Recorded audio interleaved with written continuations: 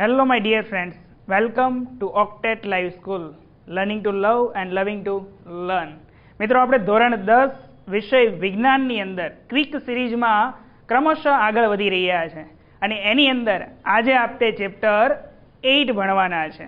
ચલો, આ ચેપ્ટર આપણી બોર્ડની એક્ઝામની અંદર શા માટે ખૂબ અગત્યનું છે એની ચર્ચા જોઈએ. અગત્યતાને પહેલા સમજી લઈએ.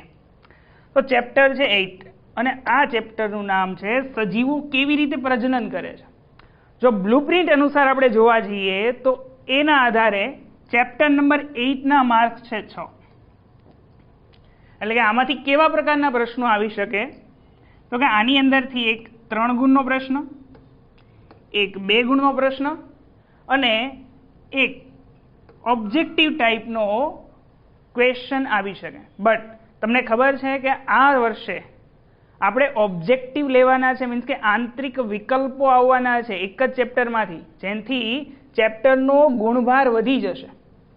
તો એ જે કે મોડલ ટેસ્ટ પેપર છે એ મોડલ પેપરની અંદર આ ચેપ્ટરના ગુણ છે 9. 9 ગુણ કઈ રીતે ચેપ્ટરના અરેન્જ કરેલા છે?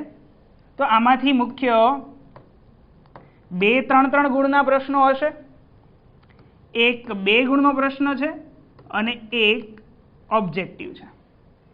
તો આપણા માટે આ ચેપ્ટર 9 માર્ક્સ અપાવે છે.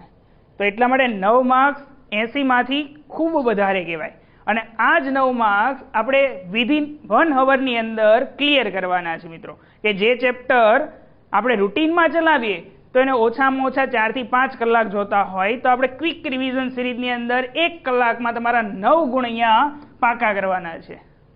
તો અંત સુધી એ વિડીયો નિહાળો મિત્રો. 9 માર્ક્સ ઓબ્વિયસલી ક્લિયર થશે અહીંયા. તો જોઈએ કેવા પ્રકારના પ્રશ્નો પૂછાઈ શકે. તો શરૂઆતની અંદર 1 ગુણના પ્રશ્નોની વાત કરીએ. તો કે કેવું પ્રકારનું? તો કે જ્યારે પુષ્પમાં પુંકેસર અને સ્ત્રીકેસર બંને હાજર હોય તો તેવા પુષ્પને કેવું પુષ્પ કહેશો? જો વસ્તુ ધ્યાનમાં રાખજો, એક સ્ત્રી કેસર પણ છે, એટલે કે માદા અંગ પણ છે, અને પુંકેસર મીન્સ કે નર અંગ પણ આવેલું છે. બંને હોય, કાં તો નર હોય અથવા માદા હોય, એવું જ હોય ને. પણ અહીંયા તો કેવા છે? એવું પુષ્પ છે કે જેની અંદર બંને અંગો છે. તો બંને અંગ ધરાવતા પુષ્પને આપણે કહીશું ઉભયલિંગી પુષ્પ. બંનેના લિંગ ધરાવે છે, માદાના પણ અને નરના પણ. તો એને કહીશું ઉભયલિંગી પુષ્પ. તો સિમ્પલ આન્સર ઇઝ ઉભયલિંગી પુષ્પ છે. ચાલો, સેકન્ડ વન આપણે આગળ વધીએ. તો કે એમાં છે શુક્રકોષ વડે અંડકોષનું ફલન શામાં થાય? શું શુક્રકોષ વડે અંડકોષનું ફલન શેની અંદર થાય છે? તો એકદમ સિમ્પલ છે કે અંડપિંડમાંથી જે અંડકોષ બહાર આવે છે એ અંડકોષ અંડવાહિનીમાંથી પસાર થાય અને અંડવાહિનીના બહારના ભાગે, મીન્સ કે જ્યાં ગર્ભાશયની અંદર એ અંડવાહિની ખુલે છે એ ભાગની અંદર આ અંડકોષનું ફલન થાય. ફલન કોણ કરે? તો કે શુક્રકોષ કરે. તો અહીંયા જવાબ આવશે આપણો અંડવાહિનીની અંદર ફલનની ક્રિયા. જો મિત્રો એકદમ સરળ પ્રકારના ક્વેશ્ચનો આવી શકે. અને બાયોલોજી ચેપ્ટર મીન્સ કે સૌથી સરળમાં સરળ ચેપ્ટર. તો આ ચેપ્ટરને એક્ઝામ દરમિયાન પહેલા કરવાના, કેમ કે એના ગુણવાર પણ વધારે છે. નેક્સ્ટ જોઈએ કે સ્ત્રીમાં માસિક સ્ત્રાવ લગભગ કેટલા દિવસ માટે હોય છે? તો કે માસિક સ્ત્રાવ 2 થી 8 દિવસ સુધી હોય છે. સિમ્પલ છે. આવા અમુક ક્વેશ્ચનોને તમે રાઈટ એક્ઝેક્ટ યાદ રાખવા પડશે. તો માસિક સ્ત્રાવ અથવા તો ઋતુસ્ત્રાવ અથવા તો રજોદર્શન એ 2 થી 8 દિવસ સુધી થતું હોય છે સ્ત્રીઓની અંદર. કોષના કોષ કેન્દ્રમાં ડીએનએમાં ખાલી જગ્યાના સંશ્લેષણ હેતુ માહિતી હોય છે. તમે જાણો છો કે ડીએનએ ની અંદર શું હોય? તો કે ડીએનએ શેના બનેલા છે? તો કે ડીએનએ પ્રોટીનના બનેલા છે. તો ઓબ્વિયસલી અહીંયા શું હોય? ડીએનએમાં શેનું સંશ્લેષણ થતું હોય? શું બનતું હોય? તો કે પ્રોટીન બને તો જ ડીએનએ વ્યવસ્થિત બનવાના ને. તો જવાબ આવશે આપણો અહીંયા પ્રોટીન. તો કે ડીએનએ એ પ્રોટીનના બંધારણ હોય છે. તો કે પ્રોટીનના સંશ્લેષણ મીન્સ કે બનવું, એના માટેની ચોક્કસ પ્રકારની માહિતી ડીએનએની અંદર હોય છે. ચાલો નેક્સ્ટ આપણે વાત કરીએ નવા ક્વેશ્ચન તરફ. તો કે નર પ્રજનન કોષ એ માદા પ્રજનન કોષની તુલનામાં કેવો હોય? નાનો હોય કે મોટો હોય? તો ઓબ્વિયસલી જે અંડકોષ છે એની સાઇઝ મોટી હોય અને જે શુક્રકોષો છે એ શુક્રકોષો નાના હોય છે. તો અહીંયા નર પ્રજનન કોષ એ માદા પ્રજનન કોષની સરખામણીમાં કેવો હોય? નાનો હોય. તો જવાબ લખવાનું છે નાનો. આ છે અંડકોષ અને આ છે શુક્રકોષ. તો શુક્રકોષ કેવો છે? નાનો છે. તો જવાબ આવશે આપણો નાનો. ત્યાર પછી વાત કરીએ તો કે પ્રજનનની મૂળભૂત ઘટના ખાલી જગ્યાની પ્રતિકૃતિ બનાવવાની છે. લિંગી પ્રજનનની ક્રિયા થાય તો અંદર બને શું? જો આ અગત્યના પ્રશ્નો છે મિત્રો. આવા પ્રકારના પ્રશ્નો અલગ અલગ ટોપિકમાંથી છણાવટ કરીને કાઢી શકાય અને એ જ પ્રશ્નો આપણને ક્યાંક ગૂંચવતા હોય છે. તો ધ્યાનથી આને જુઓ અને એને વિચારવાનો પ્રયત્ન કરો કે આમાં શું જવાબ આવી શકે. નહીં તો શું બનાવે પ્રજનનની મૂળભૂત ઘટનાની અંદર? શેની પ્રતિકૃતિ બને? મીન્સ કે કોની કોપી બને છે? તો કે ડીએનએની. કોની બને? ડીએનએ. એ જ ડીએનએ આવનારી નવી પેઢીની અંદર સ્થાનાંતરિત થાય. એ જ પ્રતિકૃતિ જે માતા પિતામાંથી મળી હોય એની. ચાલો નેક્સ્ટ વાત કરીએ કે ગોનોરિયા એ કોના દ્વારા થતો રોગ છે? પહેલા તો ગોનોરિયા એક પ્રકારનો જાતીય રોગ છે જે સેક્સ્યુઅલ એક્ટિવિટીને કારણે થતો હોય છે. જેવી રીતે એઇડ્સ રોગ થાય છે, સિફિલિસ થાય છે અને આ છે ગોનોરિયા. તો આ છે એક પ્રકારનો જાતીય રોગ. શેના દ્વારા થાય? તો કે બેક્ટેરિયા મારફતે થાય. બેક્ટેરિયા દ્વારા થતો રોગ છે. ચાલો એકદમ ઇઝી ક્વેશ્ચન 9મા ધોરણની અંદર. તો કે ડીએનએ નું પૂરું નામ શું? તો કે ડીએનએ નું પૂરું નામ છે ડીઓક્સી રિબોન્યુક્લિક એસિડ. શું છે? Deoxy ribonucleic acid. ચાલો નેક્સ્ટ વાત કરો કે માતાના શરીરમાંથી ગર્ભસ્થ ભ્રૂણ પોષણ કઈ રચના દ્વારા મેળવતું હોય છે? જ્યારે ગર્ભની અંદર બાળક છે ત્યારે તો કે અંદર જરાયુ આવેલું હોય ને એ જરાયુ એટલે કે ગર્ભનાળ તમે કહો છો ને એ ગર્ભનાળ મીન્સ કે અહીંયા આપણે કહીશું ને જરાયુ. તો કે જરાયુ મારફતે બાળક માતાના ગર્ભમાંથી પોષણ મેળવે છે. તો જવાબ આવશે આપણો અહીંયા જરાયુ. તો આ હતા આપણા સિમ્પલ એક માર્ક્સના પ્રશ્નો જે આવા પ્રકારના પ્રશ્નો અંદરથી પૂછાઈ શકે અગત્યના. એવી જ રીતે આમાંથી 2 ગુણના પ્રશ્નો અને 3 ગુણના પ્રશ્ન અગત્યના છે. મેં તમને જણાવ્યું તેમ આ ચેપ્ટરમાંથી 2, 3 ગુણના પ્રશ્નો આવવાના છે. એટલે કે બધા જ પ્રશ્નો મોસ્ટ ઓફલી જે કે અહીંયા કરવામાં આવે છે એ બહુ અગત્યના છે. દરેક વર્ષે આમાંથી કોઈના કોઈ પ્રશ્ન આવતા જ હોય છે. એવા અગત્યના પ્રશ્નોનું ડિસ્કશન તમારી સાથે કરવાના છે. તો આ પ્રશ્નો તમારે પરીક્ષા સમયે વાંચવાના જ વાંચવાના. આમાંથી હશે જ હશે કોઈને કોઈ. તો ચાલો પહેલા વાત કરીએ આપણે નાના પ્રશ્નોની, 2 ગુણના પ્રશ્નોની. તો કે પ્રશ્ન છે કે માતાના શરીરમાં ગર્ભસ્થ ભ્રૂણને પોષણ કેવી રીતે મળે છે? તો કે જ્યારે બાળક માતાના ગર્ભમાં હોય ત્યારે ગર્ભસ્થ ભ્રૂણને પોષણ આપણે હમણાં વાત કરી કે જરાયુ વડે પ્રાપ્ત થાય છે. હવે આ જરાયુ શું છે? તો જરાયુ એ અંદરની ગર્ભાશયની દિવાલની અંદર ઊંધી રકાબી જેવી રચના છે. ક્યાં? ગર્ભાશયની દિવાલમાં ઊંધી રકાબી જેવી રચના છે અને આ જરાયુ એ માતાના ગર્ભાશયની દિવાલમાં સમાયેલી હોય અને એ ગર્ભાશયની દિવાલમાંથી પાતળા પાતળા પ્રવર્ધો બહારની તરફ લાવતી હોય. એટલે કે ભ્રૂણ જ્યાં વિકાસ પામવાનો છે એ બાળક એ ભ્રૂણ તરફ એ જરાયુમાંથી પાતળા પાતળા પ્રવર્ધો નીકળતા હોય છે. એટલે આ ધારી લો કે એનું છે ગર્ભાશય. તો એ ગર્ભાશયની આ જે દિવાલ છે ત્યાંથી પાતળા પાતળા પ્રવર્ધો ક્યાં નીકળતા હોય? અહીંયા ભ્રૂણ તરફ નીકળતા હોય છે. ભ્રૂણની અંદર દાખલ થતા હોય, બાળકની અંદર દાખલ થતા હોય. હવે જરાયુની ભ્રૂણ તરફની પેશીમાં આવેલા જે કે રસાંગુરો પ્રવર્ધો છે, આ જે પ્રવર્ધો છે એના દ્વારા આ રસાંકુરો દ્વારા મીન્સ કે આ જરાયુ દ્વારા આ બાળક માતાના ગર્ભાશયની દિવાલમાંથી ગ્લુકોઝ, ઓક્સિજન અને એને વૃદ્ધિ માટે જરૂરી જેટલા પણ અન્ય પોષક દ્રવ્યો છે, પદાર્થો છે એ આ જરાયુમાંથી આવી રીતે ખેંચશે. આ છે નાનું ભ્રૂણ. રેડી છે? તો આ જરાયુ પાતળા પ્રવર્ધોમાંથી એ બધું મેળવશે અને ત્યારબાદ આ જે વિકસતું ભ્રૂણ છે આ બધાનો જ ઉપયોગ કરી અને એના શરીરની અંદર નકામા ઉત્સર્ગ દ્રવ્યો બને. તો આ જે ઉત્સર્ગ દ્રવ્યો છે એ ઉત્સર્ગ દ્રવ્યો આ ભ્રૂણ જરાયુ મારફતે ફરી પાછું માતાના રુધિરની અંદર સ્થળાંતરણ કરી દે અને એ ઉત્સર્ગ દ્રવ્યો માતાના ઉત્સર્ગ દ્રવ્યની સાથે માતામાંથી બહાર નીકળી જાય. હે ને? કેમ કે જ્યાં સુધી બાળક માતાના ગર્ભની અંદર હોય ત્યારે ઉત્સર્જન કરી શકતો નથી. મીન્સ કે ઉત્સર્ગ દ્રવ્ય બહાર ન કાઢી શકે, એ અંદર મૂત્ર કે લેટ્રિન જેવી ક્રિયા ન કરી શકે ગર્ભની અંદર.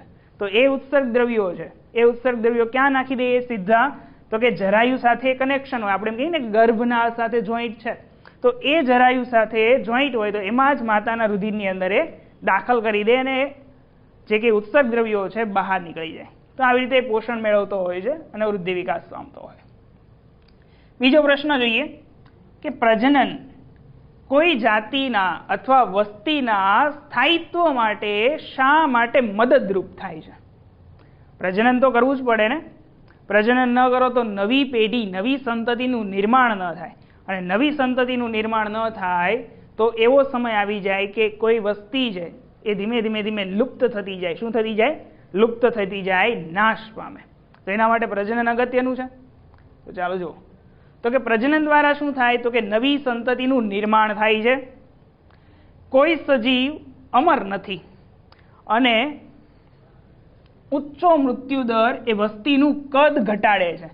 જેમ જેમ મૃત્યુ વધી જાય તેમ વસ્તી ઘટતી જાય, તો વસ્તીના જન્મદર અને મૃત્યુદર વડે તેનું કદ નક્કી થાય છે કે જો જન્મદર કરતાં મૃત્યુદર વધી જાય, મૃત્યુ વધી જાય તો વસ્તી ઓછી થઈ જાય, અને એની કરતાં વિરુદ્ધ કે જો મૃત્યુ કરતાં જન્મદર વધી જાય તો વસ્તી વધી જાય, જન્મ વધી જાય. તો તેથી પ્રજનનની ક્રિયા દ્વારા સજીવો તેમની વસ્તીની અંદર વધારો કરે છે, અને જેને કારણે પૃથ્વીની સપાટી ઉપર જે સ્થળ ઉપર, જે ક્ષેત્રની અંદર, જે ખંડોમાં એ રહે છે ત્યાં એની જાતિની, વસ્તીની સ્થાયિત્વતા જળવાઈ રહે. કેમ કે એની વસ્તી ત્યાં ટકી રહે, એની નવી નવી નવી નવી પેઢીઓ એમાંથી બનતી જાય, વિકસતી જાય, તો એની સ્થાયિત્વમાં એની જાતિ લુપ્ત ન થાય, એના સ્થાયિત્વમાં એ પ્રજનનની ક્રિયા મદદરૂપ થાય છે. નેક્સ્ટ વાત કરીએ કે ગર્ભ નિરોધક યુક્તિઓ કે સાધનો અપનાવવાના કારણ કોઈ હોઈ શકે. શું લાભ થાય ગર્ભ નિરોધક વસ્તુઓ વાપરીએ તો? તો એક તો સિમ્પલ છે કે અનિશ્ચિત ગર્ભધારણ રોકી શકાય. એટલે સતત જે વધતો જન્મદર છે, સતત જે નવા નવા બાળકો જન્મતા રહે છે એને કંટ્રોલ લાવી શકાય. માનવ વસ્તી નિયંત્રણ કરી શકાય. જેમ કે ભારતની ખૂબ વધી ગઈ છે તો નિયંત્રિત લાવી શકાય. જાતીય સંક્રમિત રોગોનો ફેલાવો અટકાવી શકાય આ બધા ગર્ભ નિરોધક દ્વારા. આપણે પહેલાં જ વાત કરી કે સેક્સ્યુઅલ એક્ટિવિટીને લીધે સિફિલિસ, ગોનોરિયા, HIV, એડ્સ જેવા રોગો થાય છે. તો આ રોગોથી લોકોને બચાવી શકાય છે આ ગર્ભ નિરોધક યુક્તિઓથી, સાધનોથી. રેડી છે? તો આ 2 માર્ક્સનો ક્વેશ્ચન થઈ શકે. નેક્સ્ટ 2 માર્ક્સનો ક્વેશ્ચન, આ જે પ્રશ્ન છે ને 2 માર્ક્સમાં પૂછાઈ શકે અને 3 માર્ક્સની અંદર પણ પૂછાવાની શક્યતાઓ રહેલી છે. જો આ મિત્રો ઘણી વખત પૂછાઈ ગયો છે, તમને એવું થાય કે આ તો બહુ સિમ્પલ છે કે વસ્તી નિયંત્રણ માટે ગર્ભ અવરોધક પદ્ધતિ વિશે સમજાવો, અથવા કે ગર્ભધારણ અટકાવવા માટેની અલગ અલગ 3 પદ્ધતિઓ છે એને ટૂંકમાં દર્શાવો. અથવા આ પ્રશ્ન એવી રીતે પણ પૂછાય, જો તમને ગૂંચવવું હોય તો, કોન્ટ્રાસેપ્ટિવ પદ્ધતિ વિશે માહિતી આપો. મિત્રો આ ધ્યાનમાં રાખજો, વસ્તી નિયંત્રણ આપણને ખબર હોય, આ શબ્દથી આપણે માહિતગાર હોઈએ, આપણને આખો જવાબ આવડતો હોય, પણ એક નાનો એવો શબ્દ ચેન્જ કરી દે, આખો સવાલ ન લખી શકાય. યાદ રાખજો, આને કોન્ટ્રાસેપ્ટિવ કહેવાય. કઈ પદ્ધતિ કહેવાશે? કોન્ટ્રાસેપ્ટિવ પદ્ધતિ કહેવામાં આવે છે. તો ચાલો વાત કરીએ કે ગર્ભધારણને અટકાવવું છે, જન્મતો જે કંઈ જન્મદર છે એને ઓછો કરવો છે, તો એ ગર્ભધારણ અટકાવવા માટેની 3 પદ્ધતિ છે. એમાંની પહેલી છે યાંત્રિક અવરોધવાળી પદ્ધતિ, બીજી રાસાયણિક અવરોધવાળી, અને ત્રીજી છે શસ્ત્રક્રિયા દ્વારા ગર્ભધારણ અટકાવવું. ચાલો ક્રમશઃ ત્રણેયને ક્રમિકતા સાથે જોઈએ. તો પહેલું છે યાંત્રિક અવરોધન પદ્ધતિ. સિમ્પલ, દરેક વ્યક્તિ જાણે છે યાંત્રિક અવરોધ એટલે શું. તો કે પુરુષમાં શિશ્નએ અથવા તો સ્ત્રીઓમાં યોનિને ઢાંકતા નિરોધ, આ પુરુષની અંદર અને આ છે સ્ત્રીઓની અંદર જે યોનિ છે એને ઢાંકતો નિરોધ,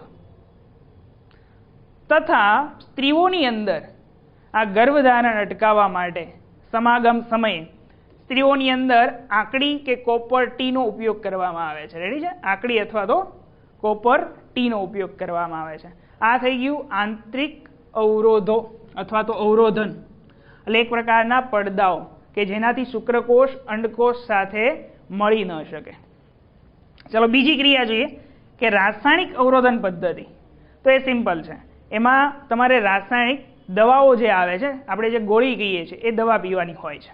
તેમાં શું હોય તો કે સ્ત્રીઓની અંદર મુખ દ્વારા ગળવામાં આવતી ગોળીઓ, રેડી, એ શું કરે, એ જ્યારે દવા પીવામાં આવે ગર્ભ અટકાવવાની, તો એ અંતઃસ્ત્રાવોનું સંતુલન ખોરવી નાખે. જે સ્ત્રીઓની અંદર ઇસ્ટ્રોજન અને પ્રોજેસ્ટેરોન નામના અંતઃસ્ત્રાવો અંડકોષ ઉત્પન્ન કરવાનું નિયંત્રણ કરે છે, આ અંતઃસ્ત્રાવોના નિયમનને ખોરવી નાખે જે દવા પીવામાં આવે તે. અને જેના નિયમનને ફેરફાર થવાને કારણે, અંતઃસ્ત્રાવોનું સંતુલન બદલવાને કારણે જે કે અંડપતન થાય છે, એ અંડપતનના સમયગાળામાં વધારો થઈ જાય. મીન્સ કે સ્ત્રીમાં અંડપતન અવરોધવામાં આવે છે. જે અંડકોષ ઉત્પન્ન થાય એ લેટ ઉત્પન્ન થવા તો મૃત્યુ પામી જાય છે. તો આ બીજી છે કે રાસાયણિક અવરોધન પદ્ધતિ, મીન્સ કે દવા પીવાથી. ત્રીજી છે કે શસ્ત્રક્રિયા કરવાથી. તો શસ્ત્રક્રિયા અહીંયા બે પ્રકારની છે. એક છે પુરુષોની અંદર અને એક છે સ્ત્રીઓની અંદર. તો પુરુષની અંદર જે શસ્ત્રક્રિયા કરવામાં આવે છે એને કહેવામાં આવે છે વાસેક્ટોમી, અને જે સ્ત્રીઓની અંદર કરવામાં આવે છે એને કહેવામાં આવે છે ટ્યુબેક્ટોમી. યાદ રાખજો, આ કદાચ 1 માર્ક્સની અંદર પણ પૂછાઈ શકે, 2 માર્ક્સમાં પણ આવી શકે અને 3 માર્ક્સનો ક્વેશ્ચન પણ બની શકે. તો વેસેક્ટોમી એટલે શું? તો આ તમને પુરુષનું પ્રજનન તંત્ર દેખાઈ રહ્યું છે.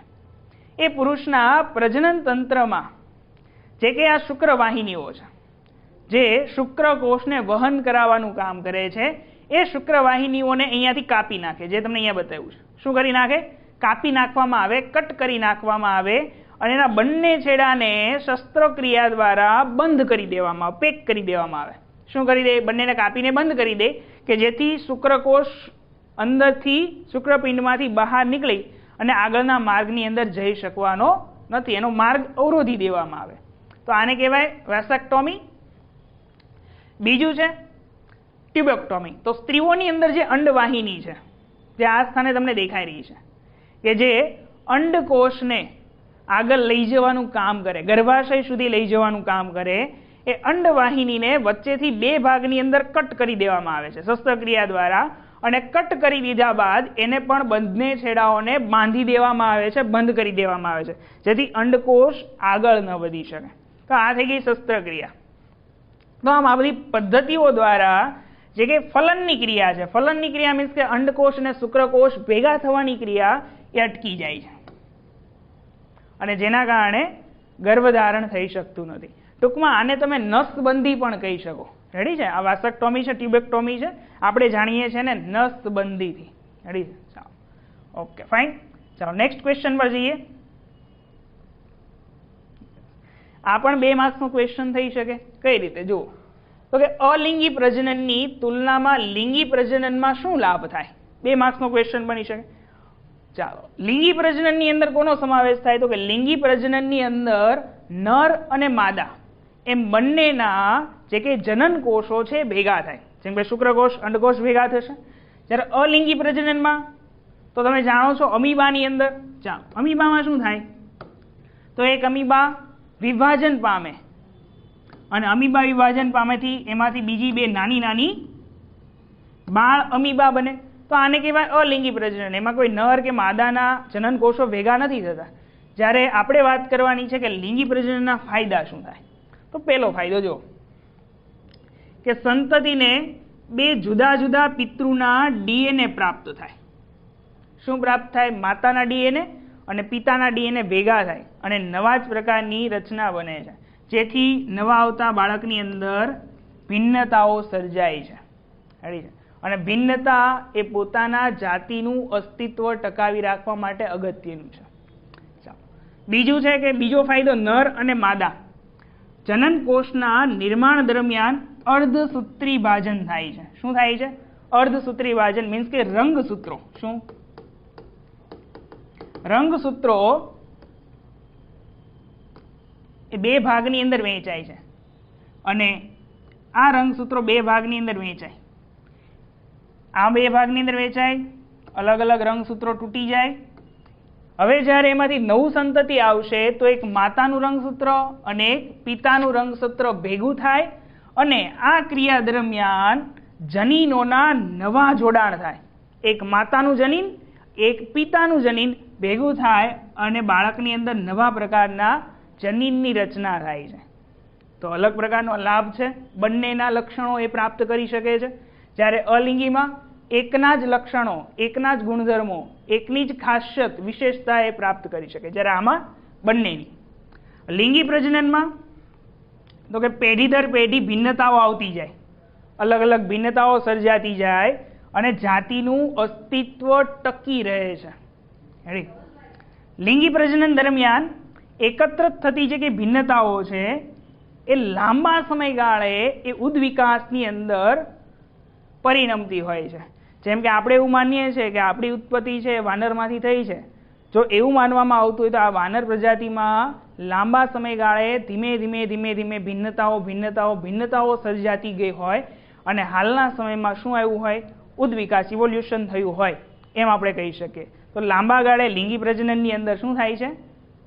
ઉદ્વિકાસની ઘટના થાય છે. તો આ લાભો છે લિંગી પ્રજનનના. તો આ પૂછાઈ શકે 2 માર્ક્સના પ્રશ્નોની અંદર. ચાલો હવે આવો. સિમ્પલ ક્વેશ્ચન છે, બહુ જ સરળ છે અને 3 માર્ક્સમાં પૂછાવા લાયક પણ છે. ચાલો અગત્યનો ક્વેશ્ચન, પુષ્પના પ્રજનન ભાગો સમજાવો અને તેના આધારે પ્રકારો જણાવો. તો પહેલા તો આપણે પુષ્પના ભાગો જોઈ લઈએ. તો કે આ ઉભયલિંગી પુષ્પ છે. આપણે પહેલા જ વાત કરી કે જે પુષ્પની અંદર નર અને માદા એમ બંને પ્રજનન ભાગો હોય તો એને ઉભયલિંગી કહેવાય. ચલો આની અંદર શું છે? તો કે આ દેખાય છે આપણે પુંકેસર. પુંકેસર તો કે અહીંયા પરાગાશય અને તંતુની બનેલી રચના છે. પુંકેસર એ નર જનન કોષ છે. કેવો? નર. બીજી વાત કરીએ, આ થઈ ગયું આપણું માદા જનન કોષ, એટલે કે માદા જનન કોષ જેને કહેવામાં આવે છે સ્ત્રીકેસર. શું કહેવાય છે? સ્ત્રીકેસર. નર જનન કોષને પુંકેસર કહેવામાં આવે. પહેલા ફક્ત નામ જ સમજી લો, બાકી તમને બધું જ આવડી જશે ધીમે ધીમે. આ નીચેનો જે ભાગ છે કે જ્યાં બીજનું વિકાસ, વૃદ્ધિ, નિર્માણ થાય, એમાંથી ફળ બનવાની ક્રિયા છે. તો આ જે ફૂલેલો ભાગ છે એને કહેવાય છે અંડાશય. અને અંડાશયની સાથે સંકળાયેલી પાતળી નલિકા જેને કહેવાય છે પરાગવાહિની. અને એના ઉપરના ભાગે શું આવેલું હોય? તો એના ઉપરના ભાગે આ સ્થાને પરાગાસન આવેલું હોય. શું આવેલું હોય? પરાગાસન. હવે એ પરાગાસન શું કરે? તો કે જે પુંકેસરમાંથી, નર જનન કોષમાંથી જે કે પરાગરજ આવી છે, ઉડી ઉડીને પરાગરજ આવે, જેમ કે હવા દ્વારા આવી શકે, પાણી દ્વારા આવી શકે, અથવા તો કોઈ માખી છે અથવા કોઈ કીટક છે એ કોઈ પુષ્પ ઉપર બેસે અને એ પુષ્પમાંથી એ પરાગરજ લઈને આવીને અહીંયા બેસે. રેડી? ચાલો, એ પુષ્પ પર બેસે તો એના ઉપર શું લાવે? પરાગરજ આવે.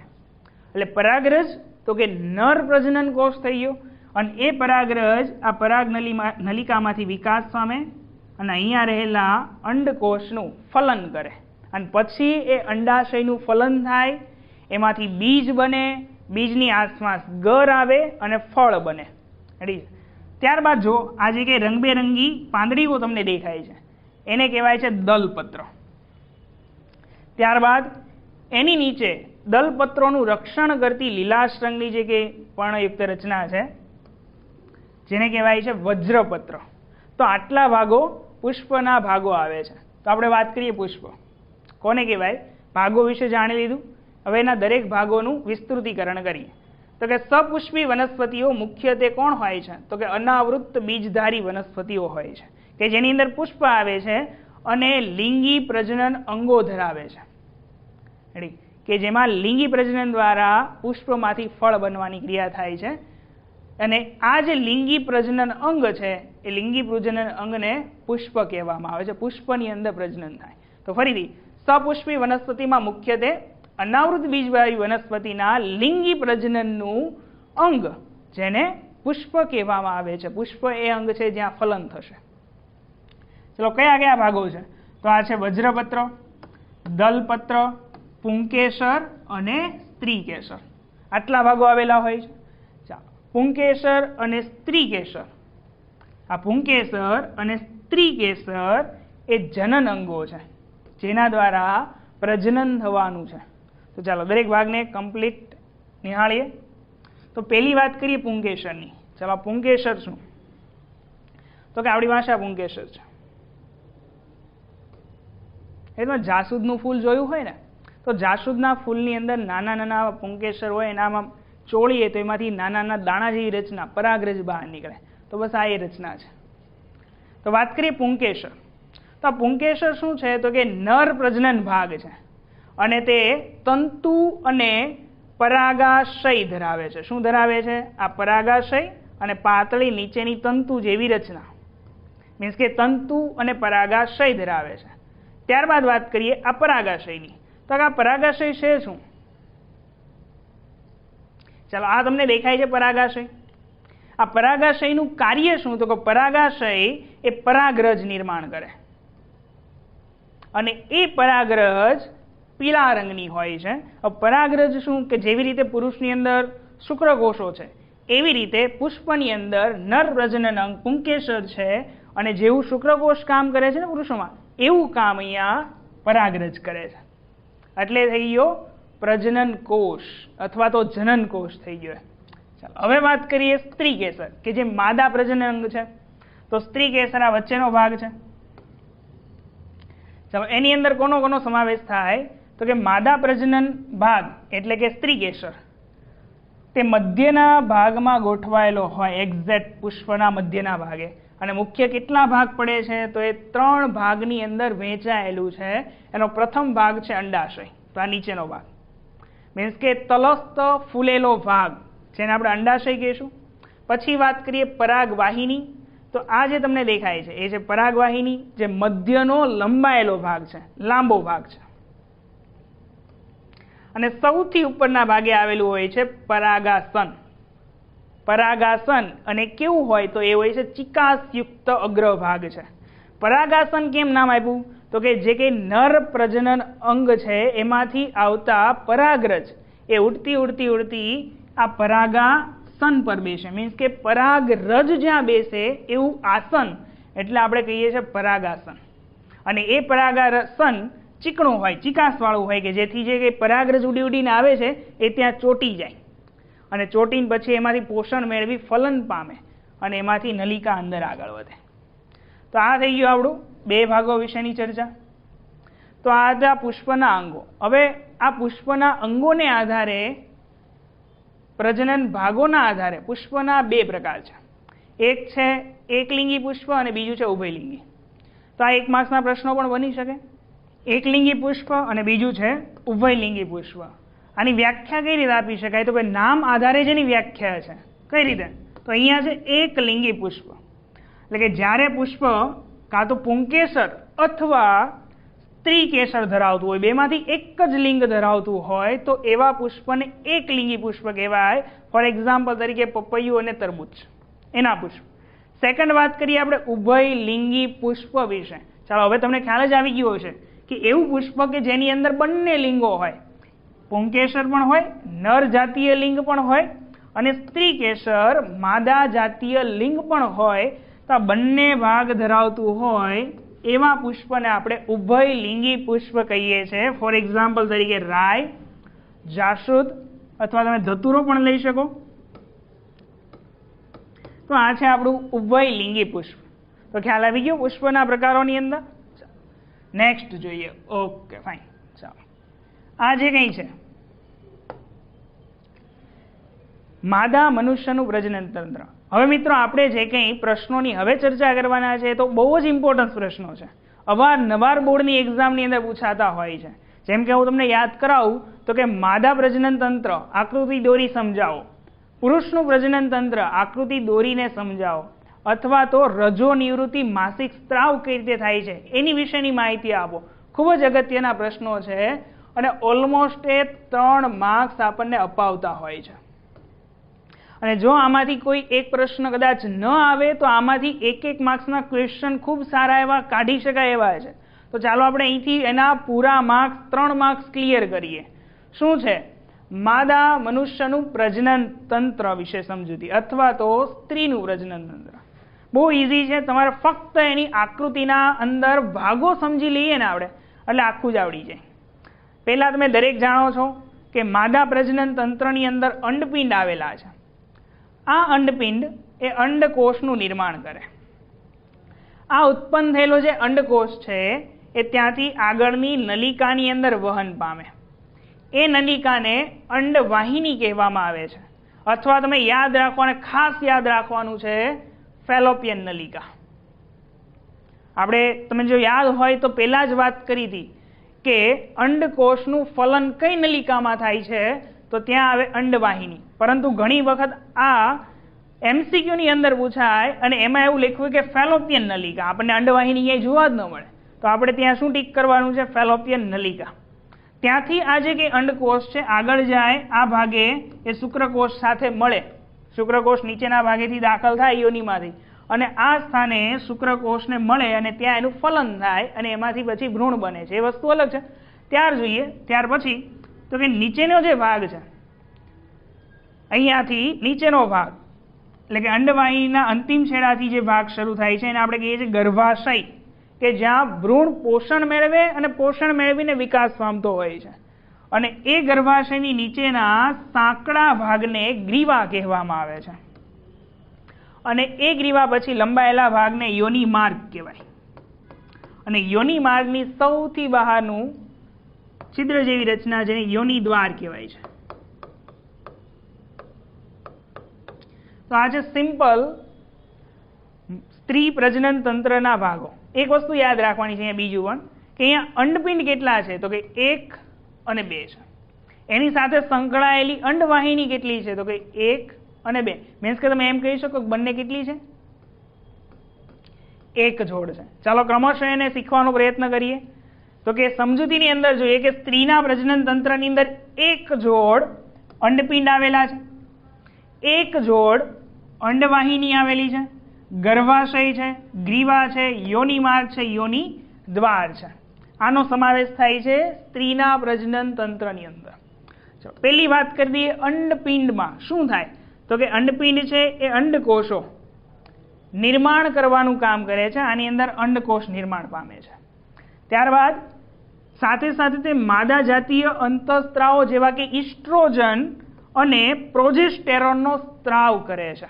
એ ઉત્પન્ન કરવાનું કામ કરે. આને પણ યાદ રાખો, કદાચ 1 માર્ક્સમાં આવી શકે કે એમાં શું ઉત્પન્ન થાય? ઇસ્ટ્રોજન અને પ્રોજેસ્ટેરોન નામના માદા જાતીય અંતઃસ્ત્રાવો જે માદાની અંદર ગૌણ લક્ષણો ઉત્પન્ન કરશે, જેમ કે અવાજ તીણો થવો, ત્વચા મુલાયમ બનવી સ્ત્રીઓની અંદર, એ આ અંતઃસ્ત્રાવોને આધારે હોય છે, એના આભારી હોય છે. તો આ તો આપણું અંડપિંડ વિશેની માહિતી.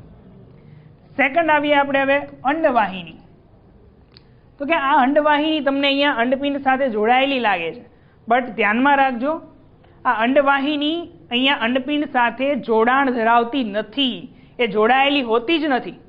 ફક્ત ત્યાં અંડવાહિનીનો આ ગળણી જેવો આકાર હોય છે અને એ ગળણી જેવો આકાર બંને તરફ અંડપિંડ ઉપર ગોઠવાયેલો હોય અને અંડપિંડ જે એક અંડકોષ ઉત્પન્ન કરે અંડપુટિકાનું વિકાસ પામીને, એ અંડકોષ આ ગળણી જેવા ભાગમાંથી પસાર થઈને અંડવાહિનીમાં જાય. મીન્સ કે આ બંનેનું અહીંયા જોડાણ નથી, એ ધ્યાન રાખજો.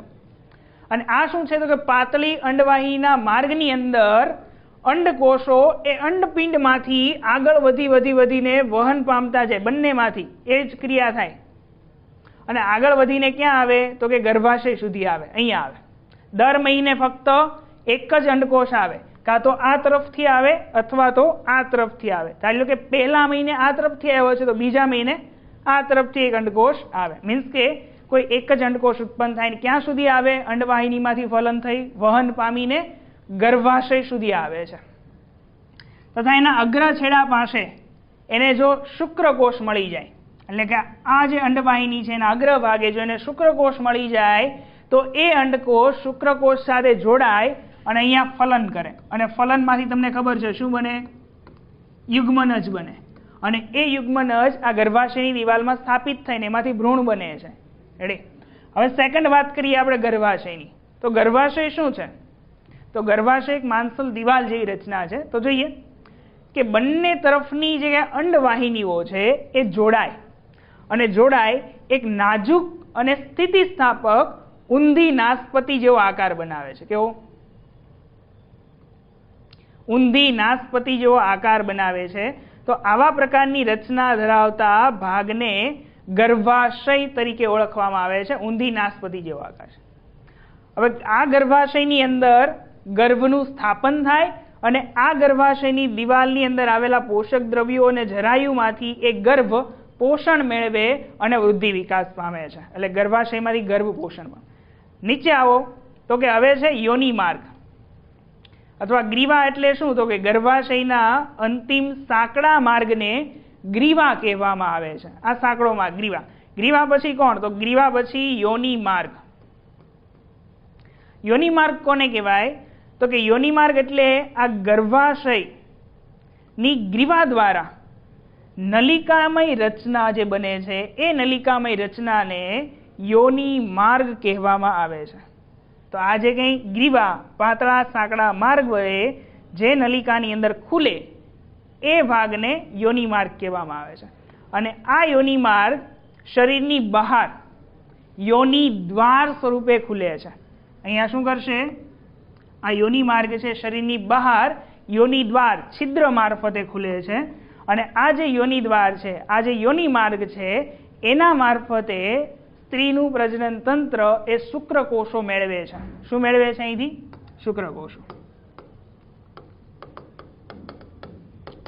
તો તમે એમ કહી શકો કે જાતીય સમાગમની ક્રિયા દરમિયાન યોનિ માર્ગમાં શુક્રકોષો પ્રવેશ પામે છે. તો આ તું સ્ત્રીનું પ્રજનન તંત્ર. એકદમ ફક્ત પાર્ટ્સ યાદ રાખવાના છે અને પાર્ટ્સને આધારે આપણે એનું વર્ણન કરતું જવાનું છે અને શું કાર્ય થાય, અને 3 માર્ક્સ એકદમ ક્લિયર છે આપણા.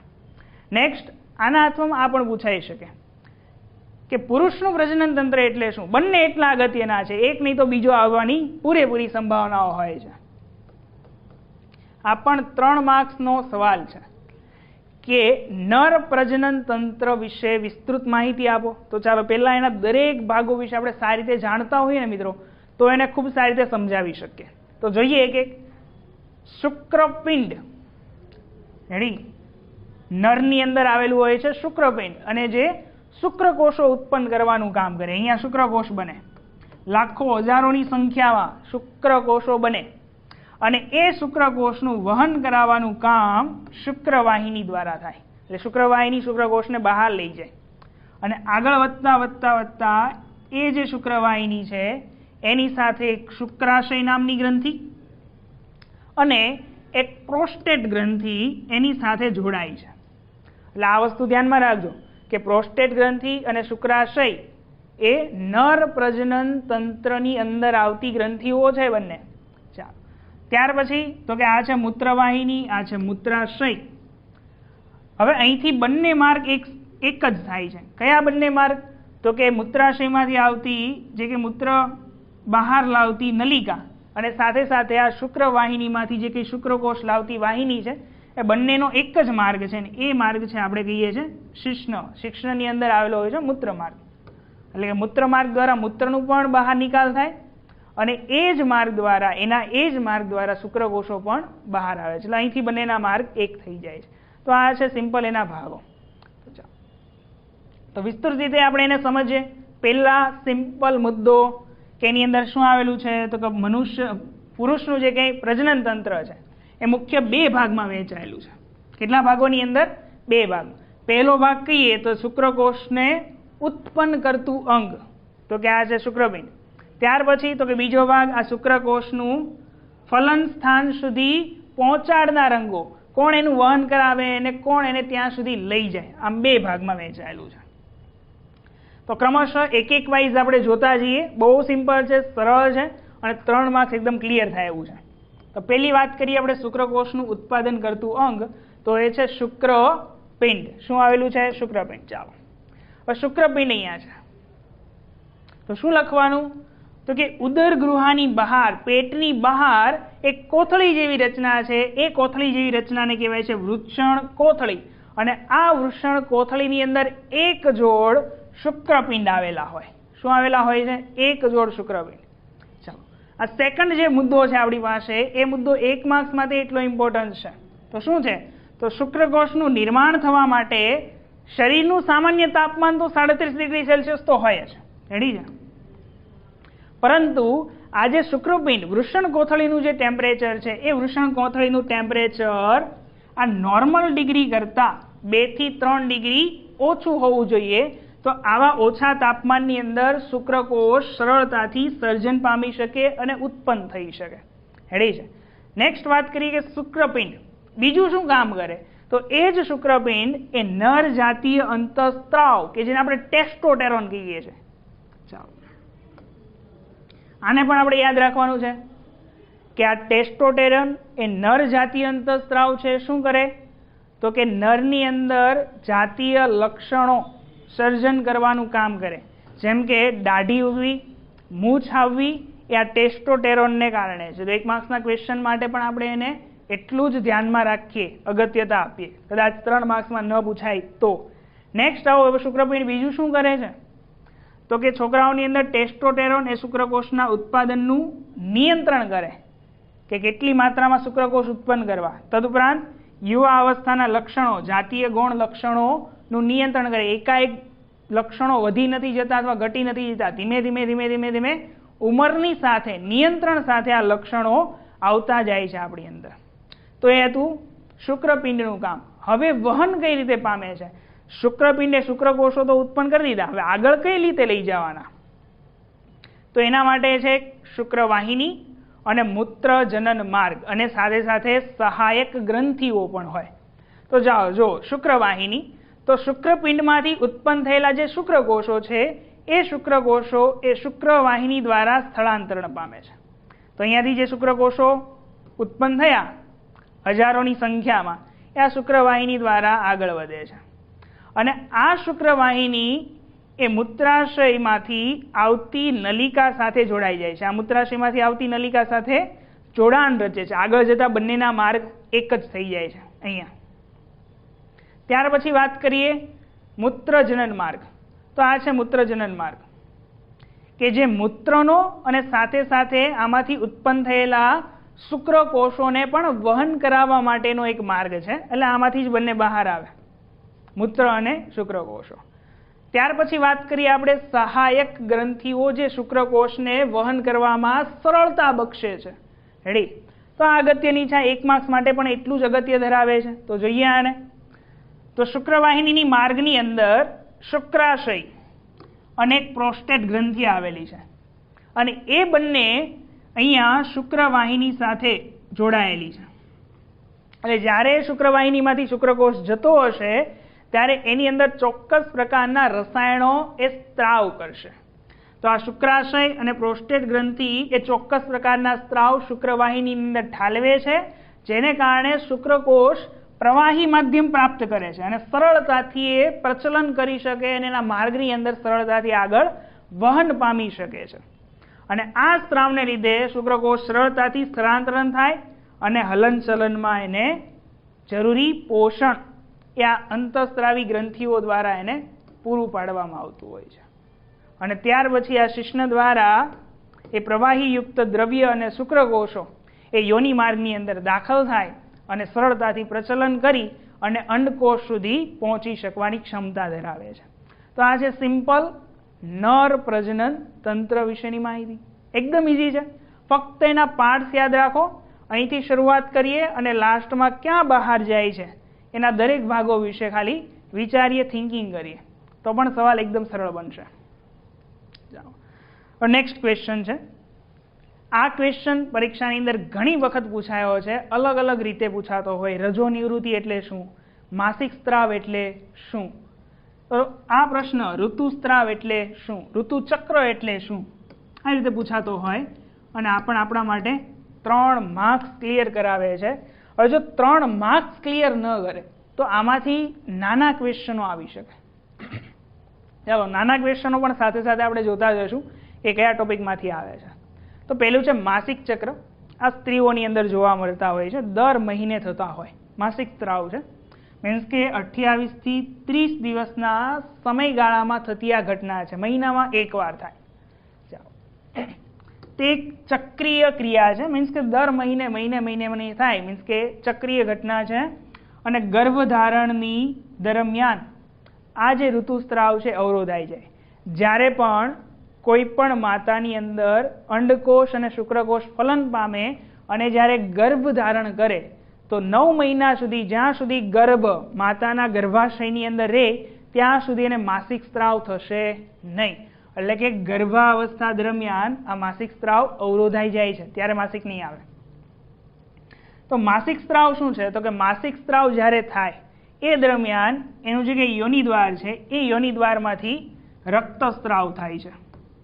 અને મિત્રો આ ખૂબ પીડાદાયક પણ હોઈ શકે. તો આ રક્તનો સ્ત્રાવ થાય એ યોનિ માર્ગમાંથી બહાર નીકળે છે. આ સ્ત્રાવ દરમિયાન અંદર બનેલી જે કંઈ કોષ દિવાલ છે ગર્ભાશયની, એ કોષ દિવાલ તૂટે છે, મીન્સ કે કોષનું ભંગાણ થાય છે અને અંડકોષ, જેને શુક્રકોષ નથી મળ્યો એવો અફલિત અંડકોષ શરીરની બહાર ઋતુસ્ત્રાવ દ્વારા નીકળી જતો હોય છે. હવે એવું પણ પૂછે કે સ્ત્રીની અંદર અંડકોષનું ફલન ન થાય તો શું થાય? તો જુઓ કે સ્ત્રીઓમાં અંડકોષનું ફલન ન થાય તો અંડકોષ લગભગ 1 દિવસ સુધી જીવંત રહે. કેટલા દિવસ સુધી? 1 દિવસ. અને એ 1 દિવસ સુધીમાં જો એને શુક્રકોષ ન મળે તો એ મૃત્યુ પામી જાય, ફલન નહીં થાય. રેડી? ચાલો. હવે જ્યારે પણ પ્રત્યેક અંડકોષ એ દર મહિને 1 અંડકોષ મુક્ત કરે છે. આ વસ્તુ ખાસ સાંભળજો મિત્રો, આમાંથી 1 માર્ક્સનો ક્વેશ્ચન અગત્યનો આવી શકે. શું અગત્યતા છે અહીંયા? તો કે એક વસ્તુ કે દરેક જે કે અંડપિંડ છે એ 1 મહિનામાં એક જ વાર, એટલે કે જો આ વખતે જમણા અંડપિંડે અંડકોષ ઉત્પન્ન કર્યો છે તો ડાબુ આ વખતે અંડકોષ ઉત્પન્ન નહીં કરે. મહિનાની અંદર એક જ અંડકોષ મળે. કેટલો? એક જ અંડકોષ ઉત્પન્ન થાય, એક સાથે 2 નથી થતા. એટલે કે અંડપિંડ પ્રત્યેક મહિને 1 અંડકોષ મુક્ત કરે છે. અને ગર્ભાશય દરેક મહિને જ્યારે પણ આ અંડકોષ બહાર નિકાલ પામે, અંડવાહિનીમાંથી બહાર આવે ગર્ભાશય તરફ, ત્યારે આ ગર્ભાશયની જે દિવાલ છે એ ગર્ભાશયની દિવાલ એ દર મહિને ગર્ભના સ્થાપન માટે તૈયાર થતી હોય. શું થતી હોય છે? ગર્ભના સ્થાપન માટે તૈયાર થાય. એટલે તૈયાર થાય એટલે શું થાય? તો એની ગર્ભાશયની દિવાલ, અંતઃ દિવાલ જાડી બને, સ્થિતિસ્થાપક બને અને એ આ અંતરની દિવાલ છે એની અંદર પુષ્કળ માત્રામાં રુધિર પુરવઠો હાજર રહે. એટલે કે રુધિર પુરવઠાથી એ સભર બને અને એ ફલન માટે તૈયાર થઈ જાય છે. ત્યાં જો એને શુક્રકોષ મળે તો ફલન થઈ અને ત્યાંથી એ પોષણ મેળવવા લાગે. પરંતુ જો એ સમયે એને શુક્રકોષ નહીં મળે, મીન્સ કે અંડકોષનું ફલન નહીં થાય, તો આ તૈયાર થયેલી જે અંદરની દિવાલ છે, સ્થિતિસ્થાપક છે, રુધિરથી ભરપૂર ભરેલી છે, પુરવઠો છે, એ બધું અંતઃ આવરણ કોઈ આવશ્યકતા ધરાવતું નથી, ફલન જ નથી, કોઈ અંદર ભ્રૂણ જ નથી, એને પોષણ જ નથી જોતું, તો આ ગર્ભાશયની દિવાલની કોઈ જરૂર નથી. તો આ ગર્ભાશયની જે દિવાલ છે અહીંયા તમને દેખાઈ રહી છે, એ ગર્ભાશયની દિવાલનું આવરણ ધીમે ધીમે તૂટવા લાગે છે અને તૂટે. અને એ તૂટતી વખતે એમાંથી રુધિર બહાર નીકળે, કેમ કે રુધિરથી ભરપૂર ભરાયેલી છે તો રુધિર પણ બહાર આવી જશે, જે કે નકામું રુધિર છે. સાથે સાથે અંદરના જે કંઈ અહીંયા બનેલી પેશી કોષીય દિવાલો છે, કોષયુક્ત રચનાઓ છે, એ શ્લેષ્મ સ્વરૂપે, ચિકાસ સ્વરૂપે એ યોનિ છિદ્રમાંથી, યોનિ દ્વારમાંથી બહાર આવી જશે. અને આ ક્રિયાને આપણે ઋતુ ચક્ર કહીએ છીએ, ઋતુસ્ત્રાવ કહીએ છીએ. તો આ સ્ત્રાવ લગભગ 1 મહિનાનો સમયગાળો લે છે. મીન્સ કે 1 મહિનાની અંદર ફક્ત એક જ વાર જાય છે અને જેને આપણે ઋતુસ્ત્રાવ કે રજો ધર્મ કહેવાય છે. આને પણ ધ્યાનમાં રાખજો, રજો ધર્મ કહેવામાં આવે છે. અને એ જે ઋતુસ્ત્રાવ છે એ 2 થી 8 દિવસ સુધી થઈ શકે છે.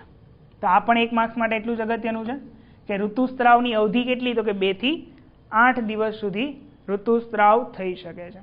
અને હા, જેમ જેમ સ્ત્રીઓની ઉંમર વધતી જાય તેમ તેમ આ ઋતુસ્ત્રાવ વધતી ઉંમરે અટકતું જાય. જેમ કે 45 કે 50 વર્ષની ઉંમરની સ્ત્રીઓની અંદર આ ઋતુસ્ત્રાવ થવાનું બંધ થઈ જતું હોય છે જાતે જ.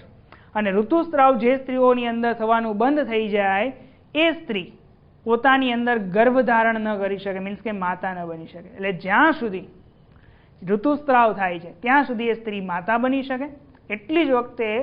એટલી જ માટે ઘણા બધા રાજ્યોની અંદર જ્યારે પહેલી વખત છોકરીને ઋતુસ્ત્રાવ થાય છે તો એને ઉત્સવ તરીકે પણ ઉજવવામાં આવતો હોય છે, રજો દર્શન તરીકે. અને જ્યારે એ સ્ત્રી ગર્ભ ધારણ કરવાની ક્ષમતા ગુમાવે, એની અંદર માસિક સ્ત્રાવ આવવાના બંધ થઈ જાય, ઋતુસ્ત્રાવ આવવાનું બંધ થઈ જાય, તો એને કહેવામાં આવે છે રજો નિવૃત્તિ. એને કહેવામાં આવે છે રજો નિવૃત્તિ. તો આ સવાલ પણ એટલો જ અગત્યનો છે આપણા માટે. તો આવા પ્રકારના ક્વેશ્ચન આ ચેપ્ટરમાંથી આવે. અને આ જે આપણી પાસે અહીંયા જે કે વિડીયો છે એ તમારા માટે 9 માર્ક્સ એક્ઝેક્ટ ક્લિયર કરવાના છે મિત્રો. જો જરૂર પડે તો આ વિડીયોને ફરી એકવાર જુઓ. આઈ હોપ કે તમને આ વિડીયો ખૂબ મહત્વનો અને અગત્યનો બની રહેશે. અને આવા જ વિડીયો નિહાળો અને સાથે સાથે તમારા મિત્રોને પણ મદદરૂપ બને એ માટે આ વિડીયોને તમે તમારા મિત્રો સુધી પણ શેર કરી શકો.